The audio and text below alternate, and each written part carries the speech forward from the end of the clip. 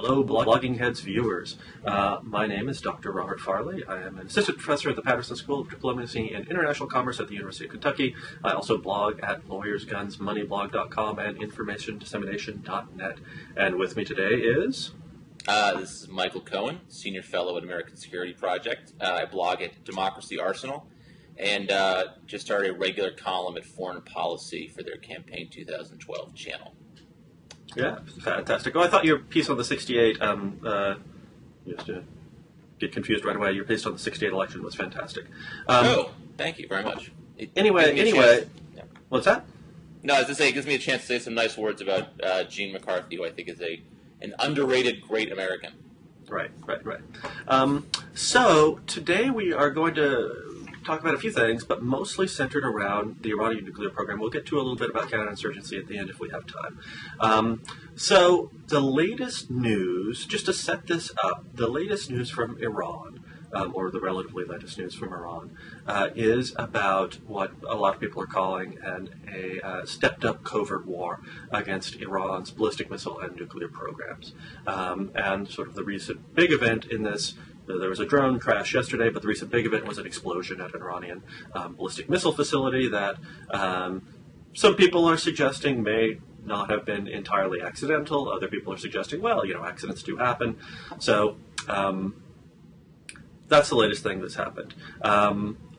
But the questions of the Iranian the covert action against the Iranian program are sort of embedded in a larger set of concerns about where the Iranian nuclear program is going, and what regional implications there will be about the Iranian program. So, I guess to start off with, what do you think about this covert action against Iran? Do you think this is accidental? Do you think it's part of a larger campaign? Or, what? I don't think I know your thoughts, but... my assumption on this is that this is almost certainly, well, I shouldn't say almost certainly, but it feels likely being an Israeli-led operation to kill Iranian scientists and certainly disrupt their nuclear planning. It'll be really interesting to see if we can find out. Maybe probably we'll find out years later to what extent the U.S. was actually involved in covert activity, and to what extent. I'm generally sort of a little, I suppose, supportive of this, but at the same time, there are real red lines that potentially are being violated here, particularly if the U.S. is engaged in acts of war against Iran, which the executive branch has no congressional authorization to be doing. So I imagine you may have some intelligence sharing. I would think, if the U.S. is involved in these types of covert attacks, and certainly if they're involved in killing Iranian scientists, that's problematic, to say the least. Mm-hmm. Right. Although, this is a case where, at least I would suspect that people in the intelligence committees in Congress have been informed, if not to the complete extent, then at least to some extent about the action. And it's also a situation... Just as they were informed about the use of torture and warrantless wiretapping and so forth. You're probably right, but at the same time, I worry a little bit about it. Right. I guess I worry about it, but I worry more about it in the sense that I know absolutely, I think you know too, that even if they're informed, there's no chance Congress is going to do anything at all about covert war against Iran. Absolutely. Yep. And so I agree completely. It's more of a Congress allowing the executive to do whatever it wants than sort of more serious loggerheads between Congress and the executive on this particular question. Agreed. Which is, that has implications for. That does have implications for democracy, and that's not awesome. But it's sort of in line with our expectations of congressional behavior for the past 30 years. Yeah, right, exactly. If you've been basically alive for the last 10 years and following American foreign policy, none of that will seem a surprise to you. And I will say one thing that gives me a bit of pause to what I said earlier, which is that, look, Iran is clearly engaged in a proxy war with the United States. There's no question about that. And, it's a limited proxy war. It's happening in places like Lebanon. It's happening in places like the Horn of Africa. So to what extent Iran is actually engaged in a proxy war, it certainly may justify U.S. responses to it. Whether it's generating nuclear scientists, that I'm less sure about. But I think you and I would both agree that we sort of reached a point now in which our two countries are at a very low level, but certainly there's a proxy war going on between the U.S. and Iran. Sure. Yeah. No, absolutely. I think that's absolutely the case. And also, whether we want to call it the same conflict, but there's also clearly a proxy conflict going on between Israel and Iran. Oh, that would definitely no, absolutely, right. Yeah. And so this leads us to a conversation that you and I had on Twitter, but also that we had in the Yale Journal of International Affairs. We did, but we had a good one on Twitter, though. Come on, that was a marathon conversation. Yeah, I mean, I think we both lost a lot of Twitter followers for that. I think that's right. Who wants 500 tweets all on the same thing? A few other people were involved, other blogging heads contributors like Eli Lake, Spencer Ackerman, and a few other people. Sure. The disagreement came down, and sometimes it got semantic, sometimes it got marginal, but came down to a claim that I'm pushing, and a claim that I'm still happy to support, which is that an Iranian nuclear weapon just isn't going to matter very much for Middle Eastern politics. Right. And when I say very much, it may result in some small-scale response from Israel against Hezbollah or Hamas or something along those lines. It may result in some hand-wringing from the Gulf, from the GCC. But I very much doubt that a year after Iran tested its first nuclear weapon, we are going to be able to say in any intelligible way that this has transformed Middle Eastern politics, or even that it's had a very significant impact in Middle Eastern politics. I think that in general, we are equipped to vastly overstate the impact of nuclear weapons on politics. I think that the impact of Iranian nuclear weapons is going to be a lot like the impact of North Korean nuclear weapons, which really has not justified all of the alarmism regarding North Korean nuclear weapons to this extent. Now, what does that mean in the context of this ongoing covert war?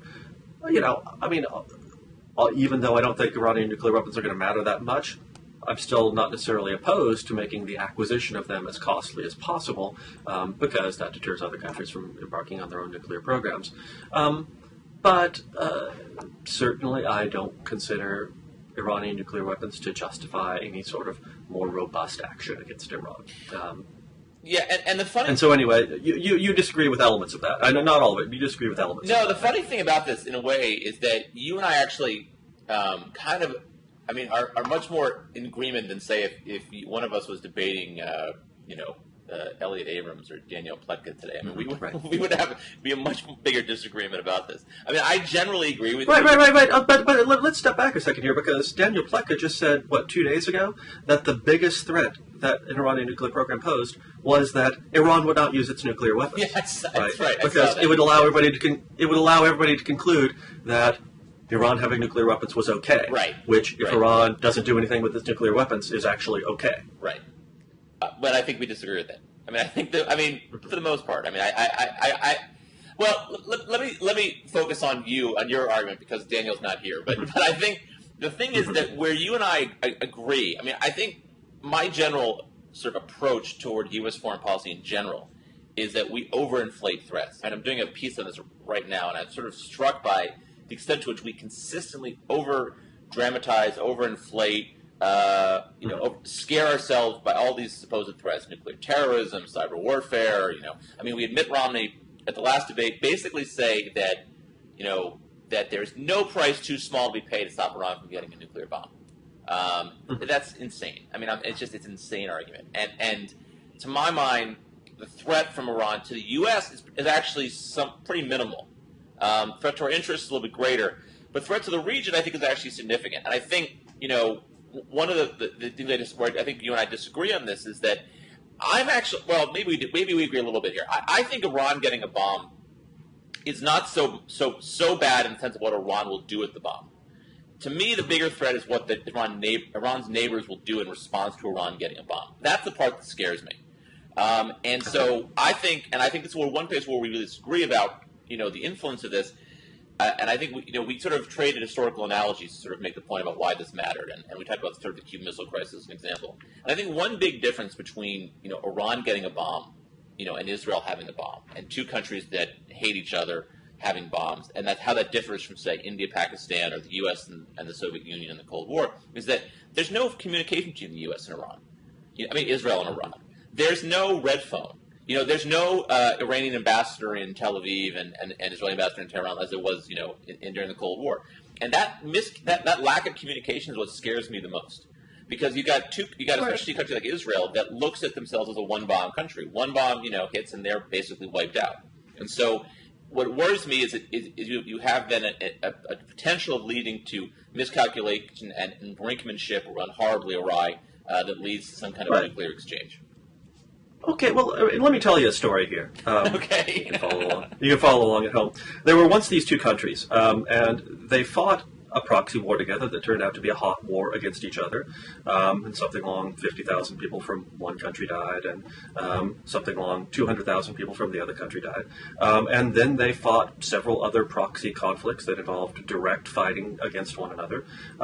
They did not have diplomatic representation with each other. They did not have ambassadors. They didn't even have much of a red line. And let me tell you something else. One of these countries was crazy. It was crazy leadership. It had crazy leadership that said that insisted to even its friends that they could win a nuclear war, that they could win a nuclear war because they had so many people that they could absorb all these nuclear weapons and then still win the war. And despite the fact that you had this crazy country, and despite the fact that you had ongoing territorial disputes and a very recent land war, when these countries both were nuclear, there was no incident. And of course, these countries were the People's Republic of China and the United States. Right. There was just as much reason to believe that the Chinese would act crazy with their nuclear weapons.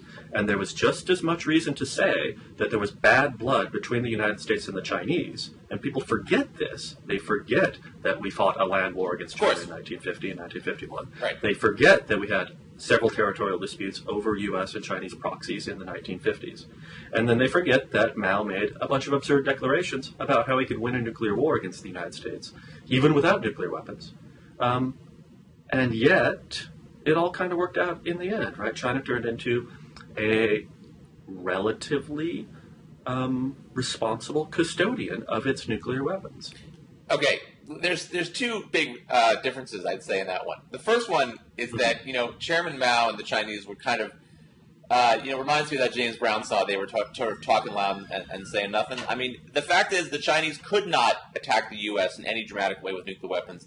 And if they tried to, they would be wiped out. I mean, this isn't a question of right now I believe the Chinese have something like 70 missiles that can hit the United States. And the U.S. has something like 2,000 that can hit China. It's not really a fair fight. Mm-hmm. And of course, now, having said that, Israel and Iran have a similar situation. Israel would almost certainly have a larger capability than Iran does. The problem is that one Iranian bomb could destroy Israel.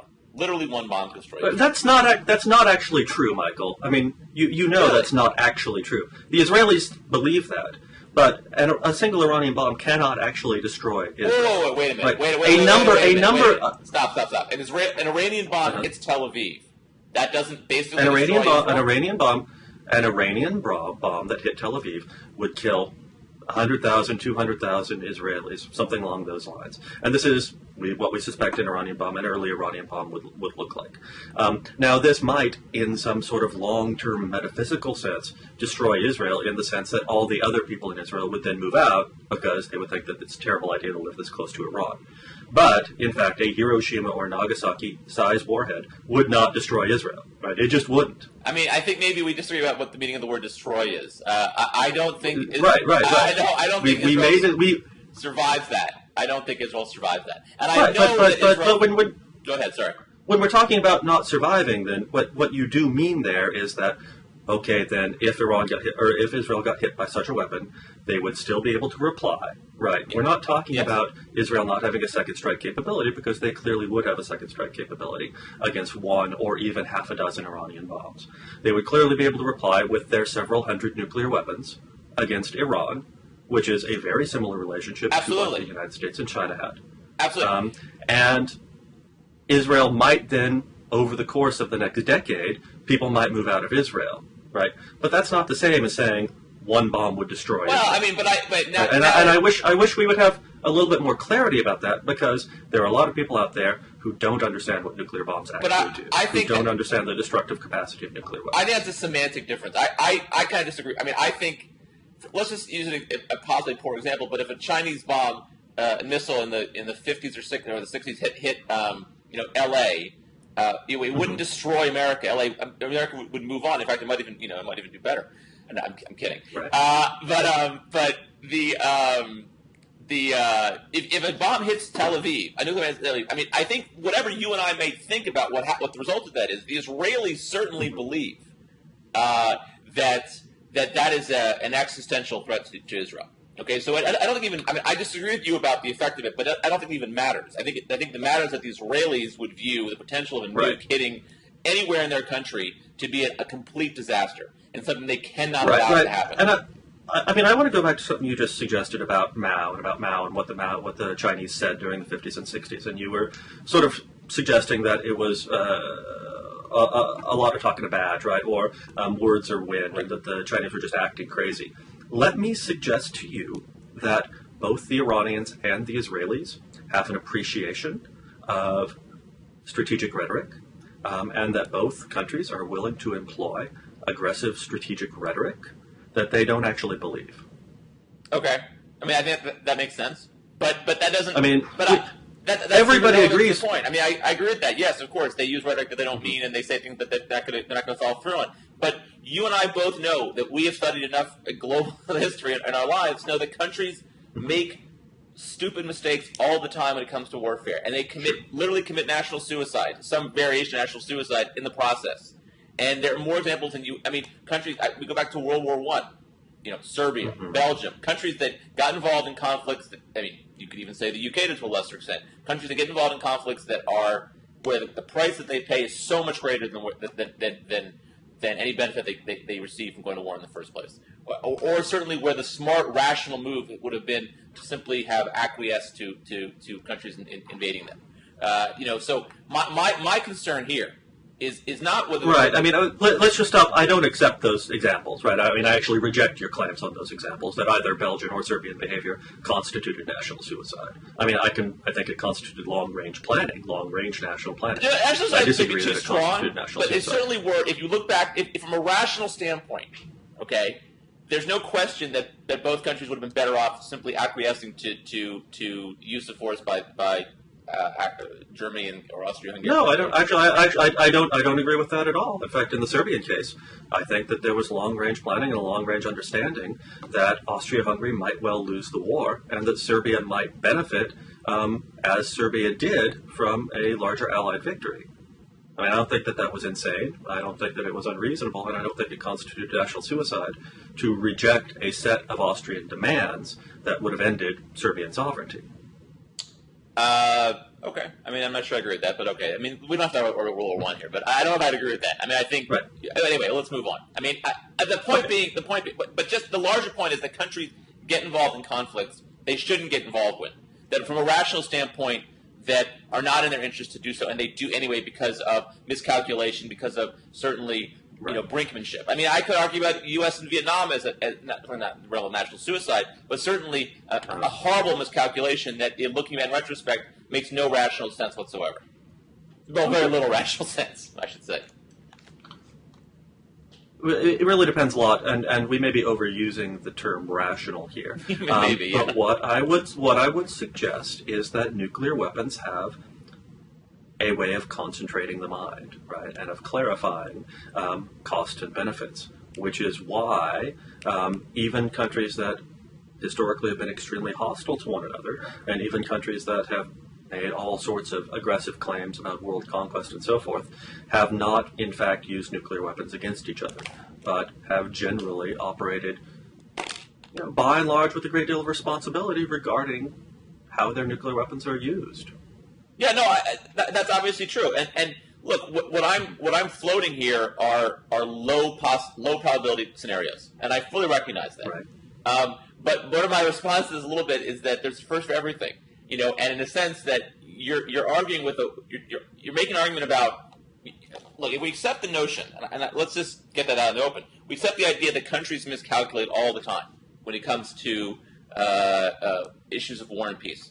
That certainly there is, when you have a lack of communication between countries as you do between Israel and Iran, when you have extent to which both countries' interests conflict in a way that could lead to conflict between them, and certainly is leading to conflict right now, there is the possibility that miscalculation and that lack of communication leads to conflict and leads to possibly nuclear exchange. I mean, it's unlikely, you're right, obviously, but you can't just ignore that possibility, especially dealing with weapons that are so catastrophically dangerous.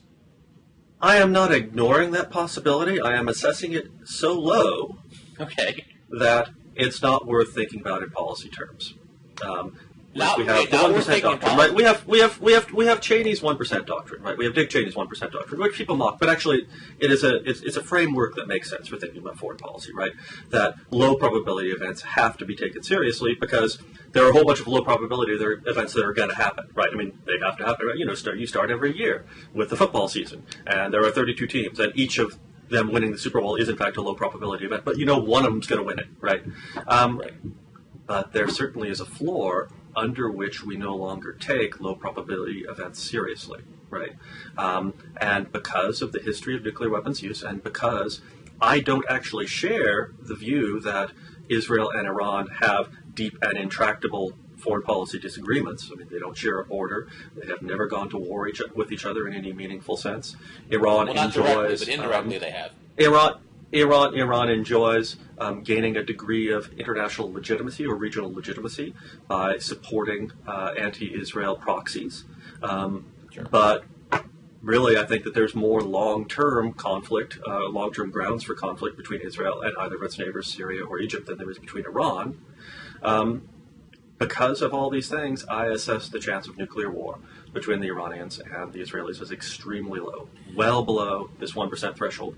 And look, I also want to, your arguments on this, I think, are a good deal more moderate than what we often see, see in Republican debates, what we see from someone like Eli Lake and so forth. Which suggests that nuclear weapons will grant the Iranians the ability to dominate their neighbors and so forth. And I also think that that's bunk. I think that nuclear powers have regularly discovered that they cannot actually dominate their neighbors, that they quickly tend to find out that they can't dominate their neighbors, that their neighbors quickly find out that their demands can be resisted. And so in addition to thinking that nuclear war is such a low probability between these two countries that we can effectively discount it, which is not to say that there shouldn't be communication and there shouldn't be some sort of channel set up between the countries that confirm that, but still. I also think that Iranian nuclear weapons are not effectively going to grant Iran any more influence in the region than Iran already has.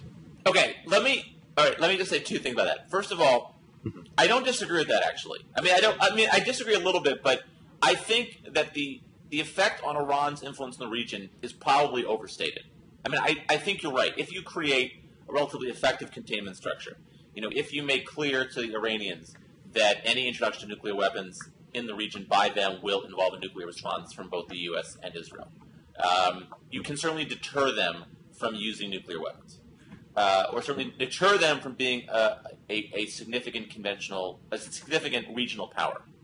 But having said that, I don't actually agree that that there's no change on the region as a whole. And I've used this example in our exchange that I think, start by saying I'm proceeding from an assumption that you will have conflict between Israel and Iran unless Israel comes to their senses and makes peace with the Palestinians and gives the West Bank to the Palestinians, which probably not going to happen. But if it did happen, this whole conversation is probably moot. But assuming that doesn't happen, I think you will see conflict between Israel and Iran. I think you will see regional rivalry between the two countries. And as long as you have that, at the same time that you have this complete lack of communication between both sides, this huge amount of mistrust between both sides, and I'm sure a view among some Israelis that there is certain benefits to a single strike against Iran that would stop them from being able to attack Israel. I'm sure there are elements in Israel that believe that. That I know that actually elements in Israel believe that. If you operate from that assumption, the possibility of the conflict that exists between these two countries, materializing in a nuclear conflict is not something you can just dismiss out of hand. And I think the example that I use is, let's say that Israel, let's say we have a reprieve of the 2006 war with Israel and Lebanon. Israel goes into southern Lebanon. They decide, what, we've had enough. We're going to go to Beirut and we're going to wipe out Hezbollah once and for all. We're going to do what we did in 1982. Iran threatens the use of nuclear weapons if Israel does that. Now, chances are that conflict will be resolved. But A, you have a huge impact on Israel's own feeling of regional dominance, regional hegemony. A big part of the reason why Israel fears a Iran nuclear weapon is because it will impinge their ability to be an unquestioned regional hegemon, which they are today. And the second thing is, again, you have this possibility for calculation. And there, I keep coming back to this point. You had during the Cold War, you had during the Cuban Missile Crisis, almost between two countries that were fully aware of what would have happened had nuclear conflict unfolded. It certainly may not have been actual suicide, but it would have been pretty ugly for both countries. Had there been a different president than John F. Kennedy, the potentiality of some kind of nuclear exchange, would significantly have gone up. So to my mind, if you have two rational countries that were willing to even contemplate the possibility, I certainly think the possibility of that happening between Israel and Iran is not something that can be dismissed so easily. Right. Let me go back. Okay. There's a lot there, sorry. Disagree with one of the arguments you're making. Okay. You suggested that nuclear weapons, that Israel's nuclear monopoly are what grants it regional hegemony. First, we disagree about what hegemony means, because I don't think Israel has anything like regional hegemony. I think Israel has presumptive military dominance in the Middle East, but that's a different. Okay, I'm willing to grant you that. That's a fair description. What gives Israel its presumptive military dominance is not its nuclear weapons. What gives Israel the presumptive military dominance is its utter conventional dominance over any possible foe or any possible coalition of foes in the region. That's not going away when Iran builds a nuclear weapon. That's going to remain. I agree with that. Go ahead. I agree with that. The nuclear weapon prevents Israel from being wiped out. I use this example in our back and forth, but in '73, there's a reason that Egypt and Syria didn't cross into Israel, because if they had, Israel would have retaliated with nuclear weapons. Right, very possibly Israel would have done that. And the Syrians and the Egyptians understood this, and they operated under these assumptions. I'm not sure why you think the Iranians are more crazy than the Egyptians or the Syrians in this case, but no, I'm not. I'm not arguing that. I'm not. I'm saying that. Okay, all right. Okay, my argument is that you're saying there's no impact of this, and of course there's an impact. If Egypt and Syria both say we can attack into Sinai, into the Golan, we can do some damage, but we can't go too far, because if we do, we're going to get hit by nukes. That means that nuclear weapons has affected their strategic calculus in a very significant way. Very different way than, say, they would have approached it in '67 or earlier, or certainly in '48. So I think from that perspective, again, I'm not sure that that nuclear weapons, I don't think affected Egyptian strategy whatsoever. I think Egyptian strategy was completely dominated by what the Egyptians understood as the limits of their conventional military capability, right? They had a good plan for crossing Suez. They understood if they went much farther than that they would get crushed. In order to support the Syrians, they did that anyway, and they got crushed. Right. So I think we have to recognize that Egyptian plans were limited, but they were limited by an understanding of Israeli conventional dominance. The Syrian case is more interesting. I will concur the Syrian case is more interesting with regards to why the Syrians only focused on the Golan Heights rather than the rest of Israel. Although I think even in that case, it's very hard, right? How did nuclear weapons affect sort of anywhere in there?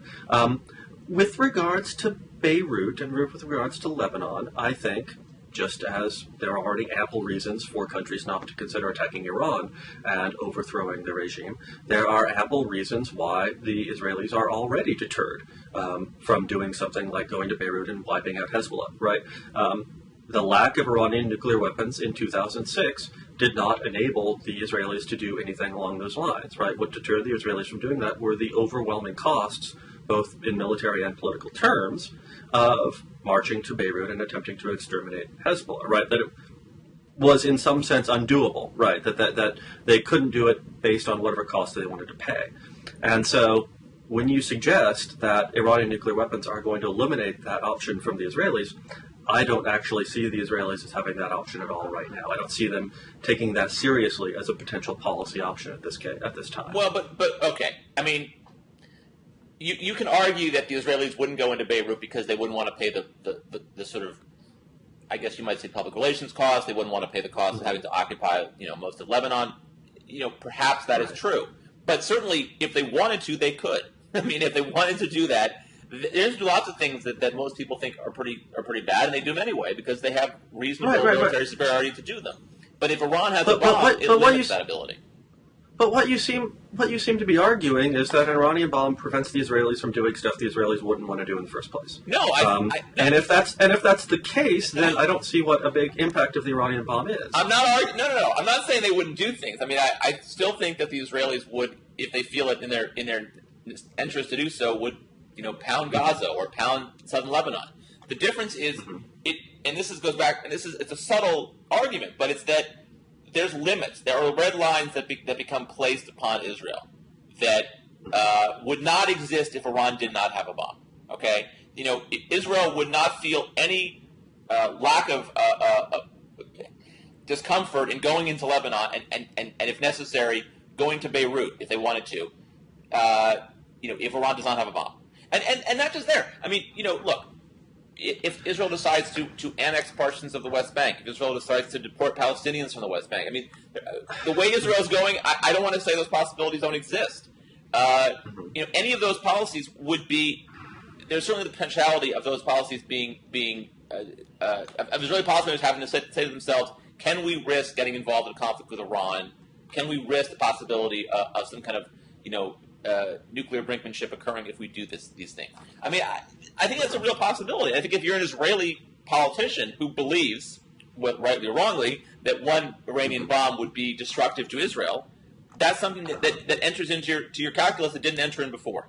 And to my mind, that's what changes things. And this is why I think, by the way, Israel, first of all, the other problem is that Israel views its role in the region as essential to their security to have military dominance. I mean, I think we agree on this point. And if they believe that, then any country that threatens that dominance is a threat to them.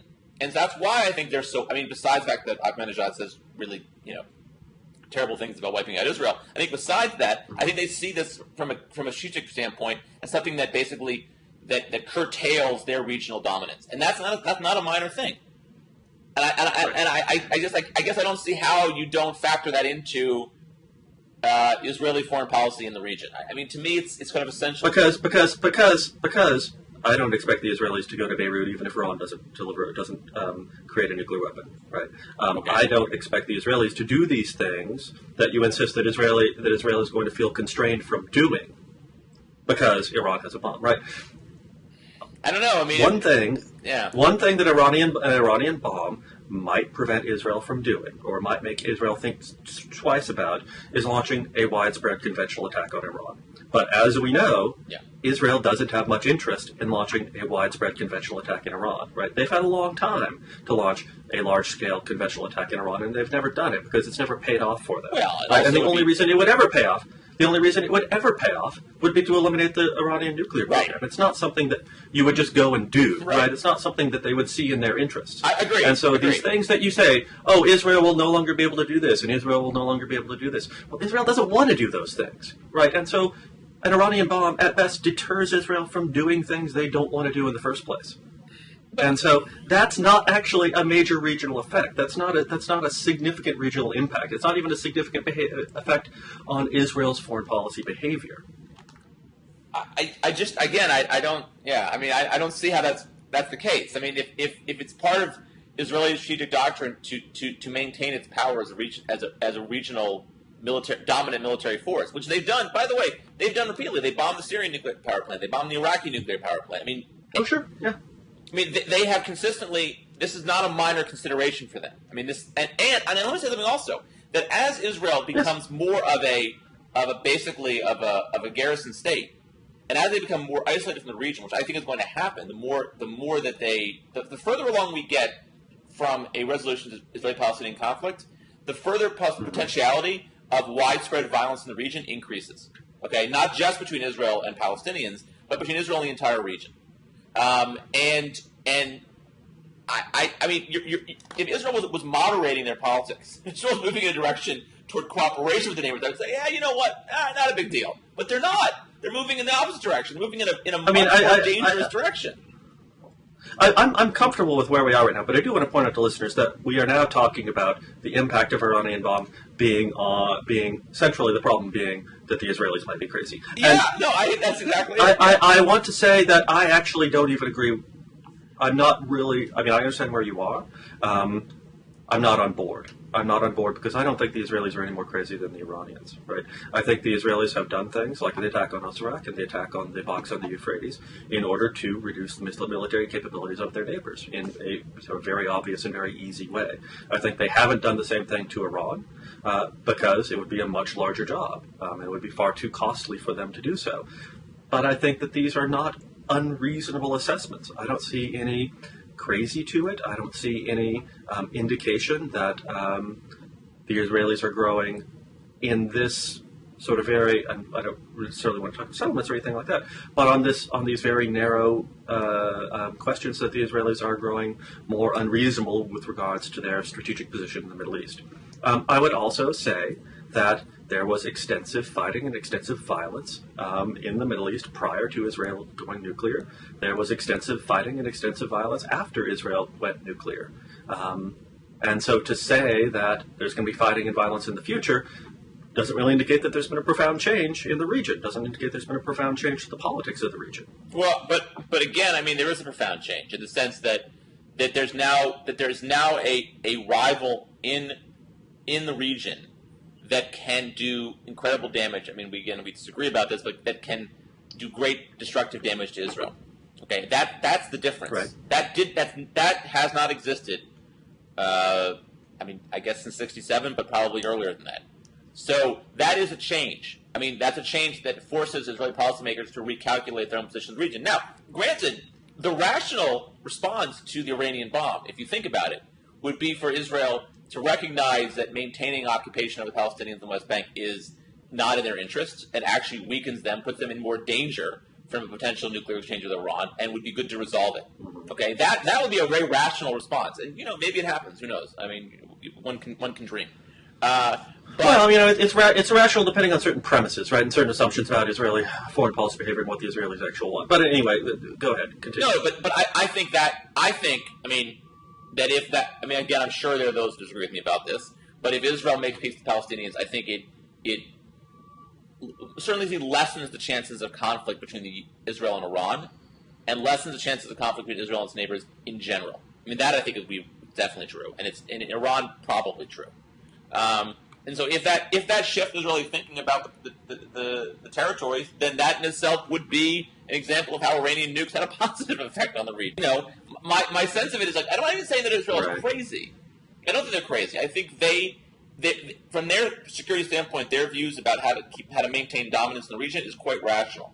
Okay, but those views in many ways conflict with the views of others in the region, and that's where I think you have this potential situation where sort of brinkmanship on both sides can lead to a possible nuclear exchange. And again, I mean, it's important to say, I mean, you and I, it's funny that you and I argue about this because we're probably the people standing on the sidelines saying, don't bomb Iran, don't overplay what this means. But at the same time, I mean, I don't think we should just minimize the effect it's going to have. I mean, I think that, we don't know the effect it's going to have if Iran gets a bomb. We don't know if the Turks and the Saudis are going to want to build a bomb. We don't know if this creates a situation in which U.S.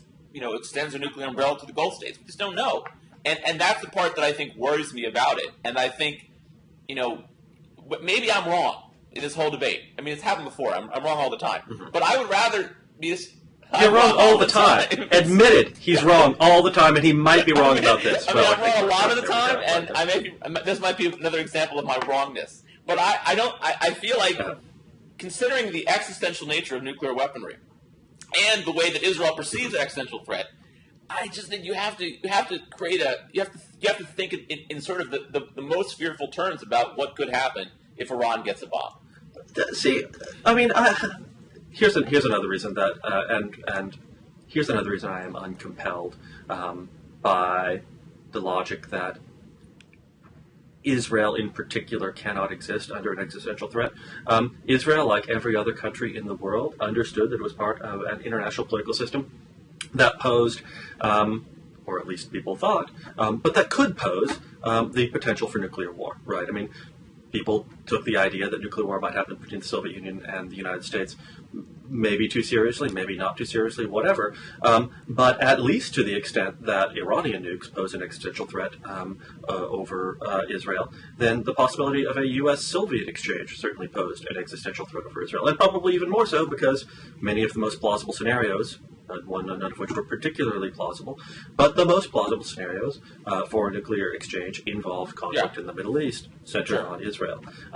And so the idea that Israelis are particularly uncomfortable and particularly incapable of dealing with the understanding of an existential threat hanging over their heads, I find absurd. Right? I mean, I just don't. I will preemptively reject. That. But wait, Bob, I'm not saying that. I'm not saying they're not prepared to deal with. Okay. They dealt with existential threat for the first 20 years of their existence. I mean, it's not unheard of to deal with an existential threat. And I think, for what it's worth, I think there are plenty of Israelis, wrongly, I would argue, who still believe that they are in existential danger. I mean, it's absurd, in my view. But if you talk to Israelis, they believe this. They believe that if, I talked to an Israeli MP who said to me, or MK, sorry, that said to me that if Hamas takes over in the West Bank, this is an existential threat to Israel. And people believe this. I mean, it's not rational, but they believe it. And so I think, and that's not, and that's different than it was 30, 40 years ago. Michael, you're making my case for me here, right? If Israelis right now believe that they're under an existential threat, then what difference does it make whether the Iranians have nuclear weapons or not? Right? If they already are behaving under the belief that they are under an existential threat, then it's unclear to me. Because they would be right. I mean, Hamas. Well, who cares? But we're talking about perceptions here, right? I mean, you've given up on this discussion of what's right and what's wrong, right? We've been arguing about how Israel perceives the world for this entire block, a lot of it, right? And that's our key variable: how Israel perceives the world. And we actually disagree, I think, about how Israel actually perceives the world, what they say in reality, and so forth. But if they already believe that, and if they're already operating under the assumption that they're under a constant existential threat, then again, it's hard for me to see how an Iranian nuclear weapon is going to be transformative for Israel. Because there's existential threats, and then there's really existential threats, and an Iranian bomb really is an existential threat. I mean, it's not the same thing as Hamas taking over the West Bank. I mean, my point is saying is that the Israelis have gone to great lengths to prevent a Palestinian state in the West Bank, in part because they believe it's some kind of a threat to Israel. I think this is crazy. I mean, if you think they think if we agree they think that's a crazy threat, and we do, imagine the reaction to Iran getting a bomb. And that's my point. This isn't like a rational argument about. This isn't like Israelis are approaching this in a rational way. I mean, and they're allowed to be irrational. But we know from Goldberg, we know from a lot of sources that the Israelis don't actually think that the Iranians are going to use the nuclear weapon against them, right? I mean, we know that the Netanyahu government does not believe that a nuclear exchange is likely to result from Iran getting a nuclear weapon, right? He told Jeff Goldberg that, right? If he wanted to say something alarming about this, he could have told Jeff Goldberg, and Goldberg would have repeated it, right? But no, they said, we don't think that the main threat, I agree. We don't think that the main threat is there to be a nuclear exchange. That's my argument. I'm not saying it's. I've never said that the threat that Iran gets a bomb and they drop it in Tel Aviv. I don't believe that. I don't think Israelis believe that. I don't think anyone believes that. But again, the argument is more that having that capability in their arsenal creates the opportunity and the possibility of two countries that don't like each other, that don't trust each other, that tend to think the other one's crazy, or at least one side think the other one's crazy, and who have certainly a potentiality for miscalculation could lead to war. That's more my argument. From talking to Israelis, this is the sense that I get of their impression of Iran, of a lot of Israelis. And, Israelis have a lot of different attitudes. But it's also kind of accords with mine. Very few Israelis actually think that the Iranians give a damn about the Palestinians. Sure. Very few Israelis actually think that the Iranians give much of a damn about Hezbollah, right? I mean, they care more about Hezbollah because there are certain long-term ties, right? And so it's difficult for me to believe, even if we start talking about, there are crisis dynamics, there are escalation dynamics, and so forth, right? These exist. We shouldn't ignore them or anything like that. It's difficult for me to believe that, given that the Israelis, by and large, don't think the Iranians give a damn about the Palestinians, and given that they're probably right about that, right? That Iranian rhetoric about Palestine is almost certainly political rather than revealing of true Iranian political geostrategic preferences, right? That it's rhetoric for the Iranian population and for extremists in other part of the world.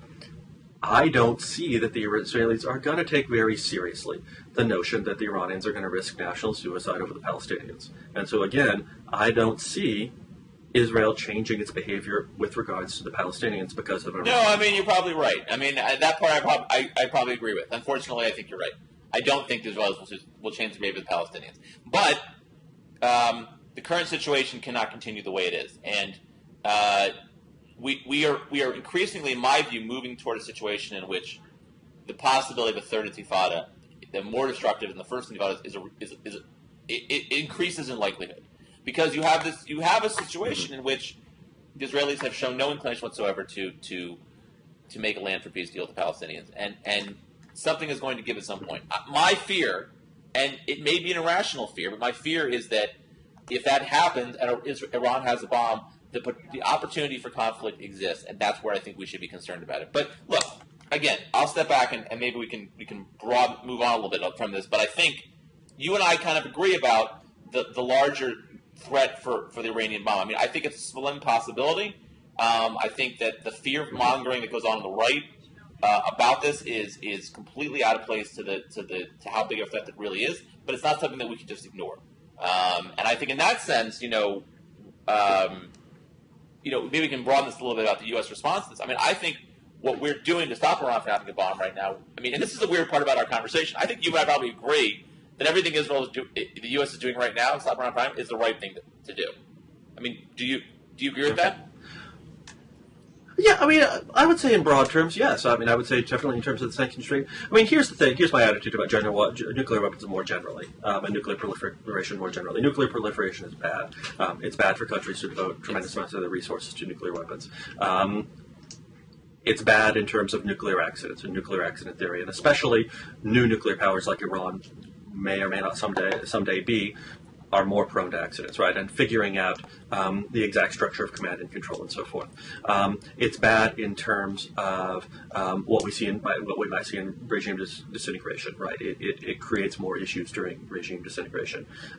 What I don't see is anything different about Iran than any of these issues, right? And so that's why I want to push back, especially on the Iran question. But I share the belief that proliferation is bad, and that people should undertake non-proliferation steps, right? Including sanctions, including aggressive sanctions, and even including low-level covert action from time to time, right? I don't think it would have been a terrible idea to undertake a campaign like this against North Korea, right? At some point, and maybe they did. So I'm not particularly bothered by anything that's been happening so far, right? And so I think we are in agreement on those bases. Right, and I think... Here's a question. While we're on non-proliferation, I mean, you sort of skipped over it, and we haven't really talked about it much. I mean, there's other things we haven't talked about, like the Cuban Missile Crisis right. and so forth. But what about Turkey and Saudi Arabia? Because a lot of people bring up what you sort of brought up in passing, the idea that Turkey and Saudi Arabia might go nuclear because of an Iranian bomb. I mean, how seriously do you take that possibility? I mean, it's hard. I don't know. I mean, the Saudis seem more likely than the Turks, right? I mean, the Turks at least have a NATO nuclear umbrella. I mean, I understand why they want to have one, and lots of countries in NATO that are in the nuclear umbrella, obviously have nuclear weapons. But I don't know. It seems more like the Saudis might view this as a necessary counterweight to an Iranian bomb. But I don't know. I don't know the politics well enough of the countries to answer that question. But what I fear a little bit is that the closer that Iran gets to a bomb, that these countries decide that they can't afford to not have one. I mean, again, this gets back to the point. You and I would agree that the Saudis probably don't need a bomb. As long as they have a good ally in the U.S., they really don't need a bomb. But at the same time, they may feel that they, for reasons that don't make a lot of sense, they have no choice but to develop one. But lots of countries do that, obviously. I mean, I don't think Iran needs a bomb. I mean, I think you agree. Iran does not need a nuclear weapon. It's a huge waste of resources on their part. And it's a huge waste of money, and it does them no good whatsoever. Right. They'd be much. Go ahead. Sorry. Well, no. I mean, I think I generally share, especially with regards to Turkey. I wouldn't say that I don't want to take seriously the idea that Turkey might develop nuclear weapons, but Turkey's had this choice in the past, right? They've had the choice of internal balancing, and they could have launched a nuclear weapons program in the 50s. I mean, it's not a wealthy country then, but it was certainly wealthy enough to be able to at least think about a nuclear weapons program. And instead, they resorted to external balancing, right, in the United States, and they still have that, right? They still have NATO in the United States. The Saudis are more interesting, but I think I read around about the prospects of a Saudi nuclear weapon and a Saudi nuclear program, and I mean, there's a little bit of stuff out there, and it is a secretive kingdom, so you wouldn't hear that much about it in the first place. But if the Saudis were really worried about the Iranian nuclear program, and were really planning to embark in their own program in response to it, it seems to me they would have done a lot more to this point than they actually appear to have done so far. I think that's right. But don't you think those countries, though, the Gulf states or Saudis, would be more likely to try to buy a bomb from somebody than they would to develop their own technology? Buy a bomb? To try to buy nuclear secrets in Pakistan or something. They'd be more likely to do that than to try to develop their own weapon. I mean, I think it's just going to be external balancing. I mean, effectively buying U.S. support is, I think, what they're most interested in. I agree. Going through all the troubles, rather than going through all the troubles of either building or buying a weapon. Because even buying a weapon, you got a lot of problems, right? You have to deliver it, and you have to have a survivable deterrent and all this stuff. So that's actually a dumb argument on my part. I don't even know why I said they're not going to buy a bomb. You're right. I mean, I take back that they're much better off, and they're already doing this actually. Strengthening the military relationship with the U.S. than they are in trying to develop a nuclear weapon. And that's my guess is how this will go, is that you'll see, I mean, you already saw, $140 billion arms deal, I think it was, with the Gulf states and the U.S. I mean, this is how and that's not a good thing, by the way. I mean, further militarization in the region, it doesn't seem like a positive development, but that's another byproduct of Iran trying to have a bomb. And this is, again, why, as I said, you can't sort of unpeel the onion on this completely to know what the final result of this is of Iran trying to develop, because all these countries are responding to it because they see it as a threat to them.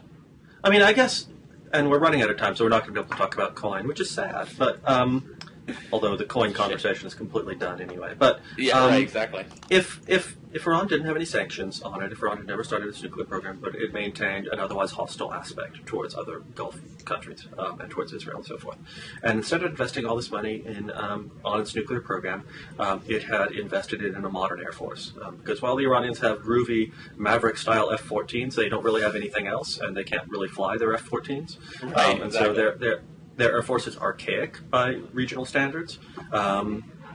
Is certainly inferior to the Saudi Air Force by any metric you would care to approach the question. If instead of concentrating on nuclear weapons, they had decided to rebuild their Air Force, and they didn't even have sanctions on them, so they could buy groovy Russian MiG-29s that actually flew, and the latest Chinese aircraft, and maybe they even brought some Mirages and Rafales, from the French. Wouldn't the GCC and the Saudis be engaging in the same kind of arms buildup? Yeah, I suppose that's probably true. Yeah. I mean, would it? Well, here's one difference. Let me ask this. Do you think that the relationship between the U.S. and these states would be as tightly around if Iran didn't have a bomb? I mean, I don't know. It's a good question, actually. You raise a good point. I don't know the answer to it. I mean, after the Iranian Revolution, did the Iran-Iraq War happens? That's kind of a moot point. But I'd say, did the Gulf states sort of build up because of that? But I guess they had Iraq to bleed. Well, but they gave a considerable amount of assistance to Iraq, right? And Iraq enjoyed a lot of assistance from all of these countries during the war because of concerns about Iran, right? But concerns about Iran's conventional power at the time. Anyway, I mean, we're up to an hour now. Is there anything else you would like to say? Well, I mean, I think. It's funny, it's a sort of a fun conversation to have to talk about this stuff. But I think in general, the big sort of it's funny because we talked about this in the context of Israeli interest and the Gulf interest, and we've talked about less about what the U.S. Interest is as far as Iran, and so how far the U.S. should go stop Iran from getting a bomb. I think that's the sort of the big point that comes across to me is that, I think for the region it's a big issue, and of course we have interest in the region. Obviously, you can't just dismiss those. But I do think that part of the debate in this country seems distorted about, how dangerous Iran getting a bomb really is to U.S. security. Right. I mean, there's plenty of ways for the U.S. to deal with an Iranian bomb that are not terribly expensive, and that don't involve us using military force, that will ensure Americans continue to be safe and have access to lots of cheap oil. Right. And I think that's the most important take, because we're getting some entering silly season on Iran right now in the campaigns, and all the Republicans want to talk about bombing Iran. But I think if you look at it from a very narrow perspective of U.S. national security interests, there is no good reason for the U.S. to be engaging in a military strike against Iran without having a bomb. It just isn't. The level of benefit that we get from doing that is in no way commensurate to the cost that we would bring. Right. Well, especially given that even with sort of wide-scale U.S. support for a sort of very broad air campaign, it's still very difficult to be able to say with any degree of certainty that you could eliminate the Iranian nuclear program. Right. Delay. Right. But not eliminate even with the United States unless you march to Tehran and assemble a new government. Create a new government. So even Max Boot, even my good friend Max Boot, says that a strike against Iran will only delay their program. I mean, that's an important point, by the way. We can delay it. I don't think we can stop it. Right. But even if we could, I concur. Even if we could delay it, I'm not sure that I don't think it's worth it. I mean, I'm sorry. Even if we could stop it, I don't think it's worth it. Right. Well, maybe. I don't know. that actually gets a little tougher. If you could stop, maybe you can make a case for it. If you could, it's hard to make the case, but I wouldn't. I'm sure I'd buy it, but you can make the case. Although I get in trouble when it's a different question, and we would probably have to play Persian incursion a bunch of times. In order to see how that would work out. Which actually I have to buy, and I'm going to start playing for other reasons. But yeah. So.